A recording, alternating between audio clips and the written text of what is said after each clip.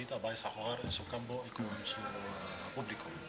Bueno, jugar en Asia, todos los partidos son difíciles, toque quien toque. أن تلعب في دوري محترفين آسيا أيا كان الفريق اللي تلعب أمامه هو فريق قوي بغض النظر عن الأسماء، يعني لما تصل لهذا المستوى هو فريق قوي يا أخي. Es una situación extraña que nosotros con 13 puntos somos segundos y Tijá con 11 primero. Pero bueno, los grupos han querido eso y hay que jugar el partido que te toque. هو أمر غريب إنه الهلال في 13 نقطة يحتل المركز الثاني، والاتحاد في 11 نقطة يحتل المركز الأول عفوا. هذا التنظيم تبع آسيا يحترم، ما عنده تعليق أخي. أسئلة ثانية إخوان؟ تفضل يا فارس.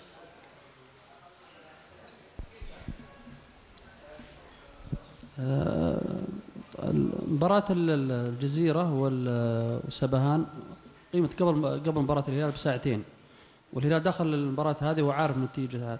هذه ساعدت الهلال أنه يتعامل مع المباراة، خصوصا لو كانت المباراة في توقيت واحد ممكن تسوي ضغط على الفريق. يعني راحت أن عرف نتيجة المباراة الأخرى. partido de Jazeera y Sabahán también se jugaron antes de que nosotros, es decir, que el Hilal entró a jugar este partido sabiendo el resultado. Eso le hace menos presión hizo menos presión al Hilal sabiendo el resultado. No, yo no me preocupé de saber el resultado. Nosotros tenemos que ganar nuestro partido y después al terminar tenemos que hacer las cuentas. No podemos estar mirando los demás equipos si todavía no lo ganamos el nuestro.